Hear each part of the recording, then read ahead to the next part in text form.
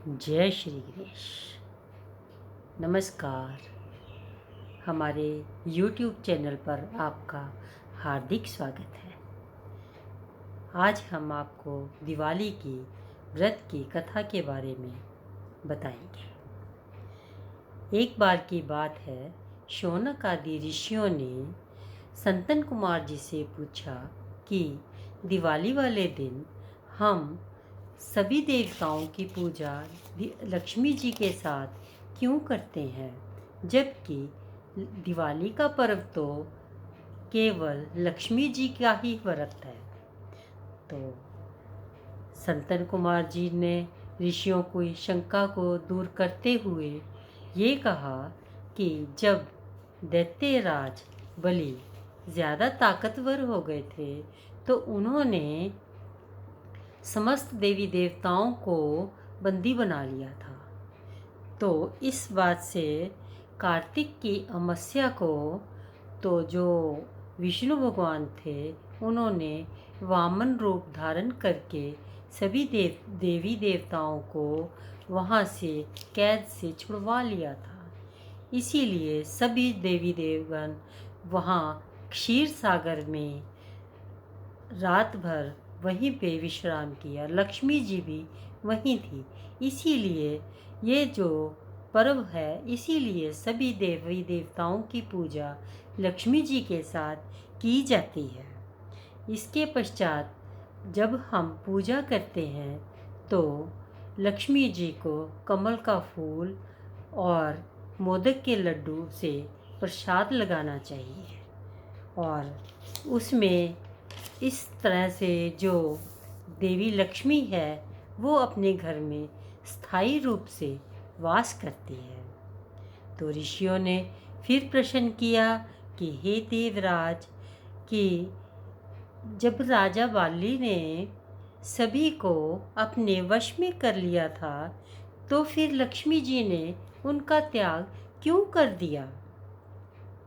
संतन कुमार जी ने उत्तर दिया कि हे ऋषियों, एक बार जब देवराज इंद्र से भयभीत होकर बलि कहीं जा छुपे, लाख ढूंढने पर भी बलि नहीं मिले, तब देवराज इंद्र ने देखा कि वो एक घर में गधे का रूप धारण करके वहीं पे स्थित है। तो देवराज इंद्र वहीं पहुंचकर उनसे बातचीत करने लगे और जब वो बातें कर रहे थे तो बलि ने उनको समय की तत्व ज्ञान समझाया कि समय कितना महत्व है और कितना महान है। तो जब दैत्यराज ने ये सारी बातें उसको समझाई तो इंद्रराज ने समझ भी ली और फिर उनसे कहा, जब वो बातें कर ही रहे थे तभी उसमें से दैत्यराज में से एक सुंदर दिव्य रूप स्त्री निकली। तो देवराज इंद्र को बड़ा आश्चर्य हुआ।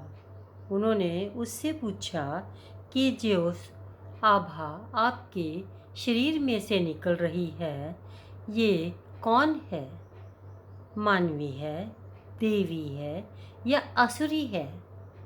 तो बलि ने कहा, मैं तो इसके बारे में कुछ नहीं जानता, तुम जानते हो तो देख लो, अगर तुम ज़्यादा जानना चाहते हो तो आप इससे खुद ही पूछ लो। तो इसके प्रश्न के ऊपर उसने देवी जी से बड़ी नम्रता से हाथ जोड़कर ये पूछा कि हे देवी माँ, आप कौन हो? ऐसे ही दैत्यों का परित्याग करके आप मेरी तरफ अग्रसर क्यों हो रही हो? तो मंद मंद मुस्काती हुई शक्ति रूपी स्त्री बोली, कहती, हे देवेंद्र, मुझे ना प्रहलाद, ना विरोचन और ना ही उनके पुत्र बलि जानते हैं। मुझे तो समस्त देवता लक्ष्मी के नाम से पुकारते हैं। आप और देवगण मुझे नहीं जानते। इस प्रश्न से इंद्र ने कहा, आप इतनी दीर्घ काल तक तो दैत्यों के राज में रहे, पर अब क्यों इनका परित्याग कर रहे हो? तो देवी ने कहा, मैं ऐसी चीज़ नहीं हूँ। मैं अपनी मर्जी से आती हूँ, अपनी मर्जी से जाती हूँ। मुझे कोई बांध कर नहीं रख सकता। मैं आपसे ये कह रही हूँ कि आप बलि का अनादर मत करो, इसका सम्मान करो। तो इंद्र ने कहा, ठीक है। अब उसने ये सवाल किया कि अब आप इनका त्याग क्यों कर रही हैं? तो देवी बोली, मैं वहाँ रहती हूँ जहाँ सत्य, दान, व्रत, तप सारे धर्म रहते हैं। अब जो असुर हैं ये इन सब से विमुख हो गए हैं। अब मैं इनके पास नहीं रहना चाहती। मैं उस जगह रहूँगी जहाँ मुझे सब चीज़ें ये मिलती हैं। तो इसी कारण मैं इनको छोड़ रही हूँ, आपकी तरफ आ रही हूँ। आप मुझे स्वीकार कीजिए। तो फिर इसने कहती, मेरे साथ मेरी 8 देवियाँ और भी आएंगी, वो भी रहती हैं मेरे साथ। अब आप समस्त देवताओं की जो धार्मिक भावना है वो बढ़ गई है। मैं आपके साथ ही रहना पसंद करूँगी। ये सुनकर इंद्रदेव बड़े प्रसन्न हुए और कहने लगे, ठीक है। उन्होंने सारे देवतागण और बुलाए और विधि पूर्वक स्तुति करके बैंड बाजे के सहित लक्ष्मी जी को स्वर्गलोक ले गए। और फिर संतन कुमार जी कहते हैं कि हे ऋषियों, बस उसी समय से संसार में धर्म, सुख, शांति की भावना देवी भगवती के कारण ही हुई और सारा जगत जागृत हो गया।